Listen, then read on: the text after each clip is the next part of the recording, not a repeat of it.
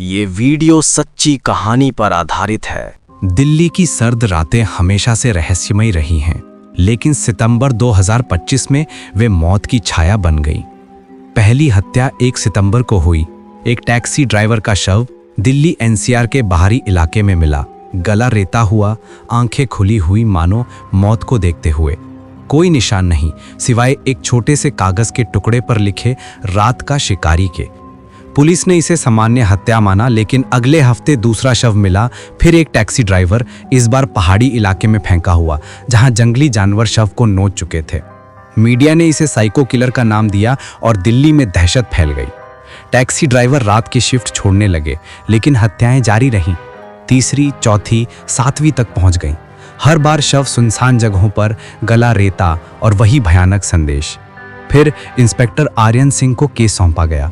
38 साल का आर्यन दिल्ली पुलिस का स्टार ऑफिसर, लेकिन हाल की एक असफल जांच के बाद उसका मनोबल टूटा हुआ था। उसकी पत्नी की मौत 2 साल पहले एक कार एक्सीडेंट में हो गई थी और वह रातों को नींद की गोलियां खाकर सोता था। उसके साथ थी सारा खान, 30 साल की फॉरेंसिक एक्सपर्ट जो अपनी तेज नज़र और तकनीकी ज्ञान के लिए जानी जाती थी। सारा का मानना था कि हत्यारा कोई प्रशिक्षित व्यक्ति है, शायद डॉक्टर या सर्जन, क्योंकि घाव इतने साफ थे कि लगता था ऑपरेशन थिएटर में हुआ हो। आर्यन ने जांच शुरू की। पहला सुराग मिला सीसीटीवी से। एक काली कार जो हर हत्या वाली रात टैक्सी स्टैंड के पास दिखती थी, लेकिन नंबर प्लेट धुंधली। सारा ने शवों की जांच की और पाया कि हत्यारे ने हर बार एक ही तरह का ब्लेड इस्तेमाल किया, सर्जिकल स्कैल्पल। ये कोई साइको है, सारा ने कहा, जो अपनी हत्याओं को आर्ट मानता है।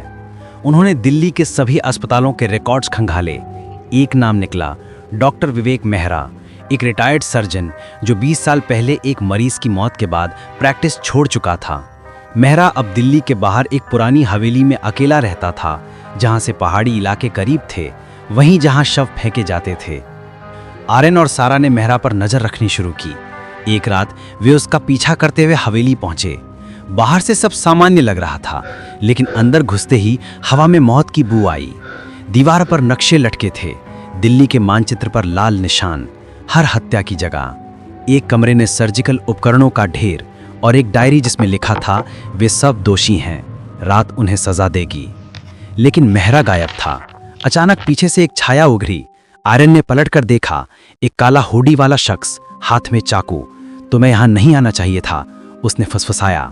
आर्यन ने गोली चलाई, लेकिन छाया गायब हो गई। बाहर निकलते ही उन्हें लगा कोई उन्हें देख रहा है।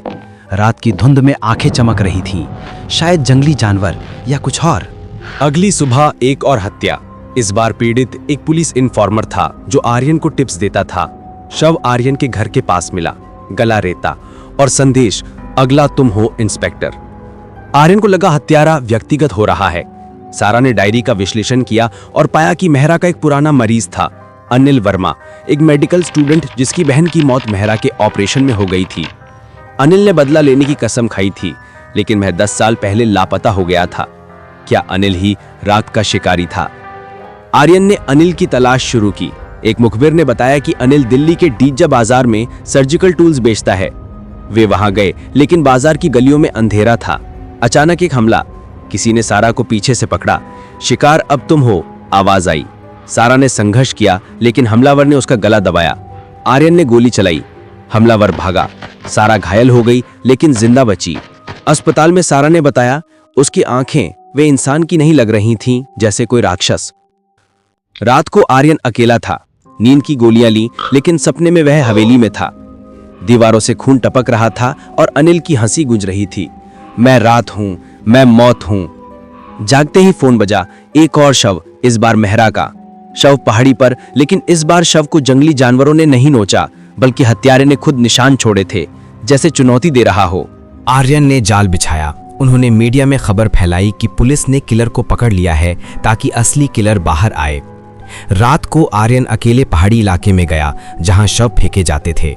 धुंध घली थी, हवा में सड़ांध। अचानक कदमों की आवाज। तुमने मेरी बहन को मारा, अनिल की आवाज आई। वह बाहर आया, चेहरा विकृत, आंखें लाल, हाथ में स्कैल्पल। मेहरा ने गलती की, लेकिन तुम सब पुलिस वाले भी दोषी हो, तुमने न्याय नहीं किया। लड़ाई शुरू हुई। अनिल तेज था, जैसे प्रशिक्षित हत्यारा। उसने आर्यन पर हमला किया, स्कैल्पल से काटा। खून बह रहा था लेकिन आर्यन ने उसे धक्का दिया। अनिल गिरा लेकिन हंसते हुए बोला, मैं अकेला नहीं हूं। ट्विस्ट, अनिल ने कबूल किया कि वो बंसी नाम से टैक्सी ड्राइवरों को मारता था, लेकिन असली मास्टरमाइंड कोई और था, एक म्यूट आदमी जो छत्तीसगढ़ से आया था और अलप्पुझा जैसी जगहों पर अवशेष छिपाता था। वो म्यूट अनिल का साथी था और अब आर्यन पर हमला करने आ रहा था। अचानक झाड़ियों से एक छाया निकली, म्यूट किलर, हाथ में कुल्हाड़ी, उसकी आंखें खाली जैसे कोई आत्मा ना हो। आर्यन ने गोली चलाई लेकिन मिस। म्यूट ने कुल्हाड़ी चलाई, आर्यन घायल हो गया। दर्द में चीखते हुए आर्यन ने रेडियो पर मदद मांगी। सारा और टीम पहुंची, गोलीबारी हुई, म्यूट मारा गया, अनिल घायल होकर पकड़ा गया। अनिल ने पूछताछ में कबूल किया कि बदले की आग में उसने दर्जनों हत्याएं की, टैक्सी ड्राइवरों को इसलिए क्योंकि वो जीवन की सवारी थे और वो जीवन से नफरत करता था। म्यूट उसका साथी था जो चुपचाप शवों को पहाड़ियों में फेंकता था जैसे असली मामलों में। दिल्ली में शांति लौटी लेकिन आर्यन को सपने आते रहे, रात की धुंध में चमकती आंखें। सारा ने कहा, किलर मर जाते हैं लेकिन डर जिंदा रहता है। आर्यन ने केस बंद किया लेकिन जानता था कि भारत की सड़कों पर ऐसे और शिकारी छिपे हैं। क्या अगली रात फिर कोई हत्या होगी? ऐसा ही रियल क्राइम स्टोरी देखने के लिए हमारे चैनल को सब्सक्राइब करें।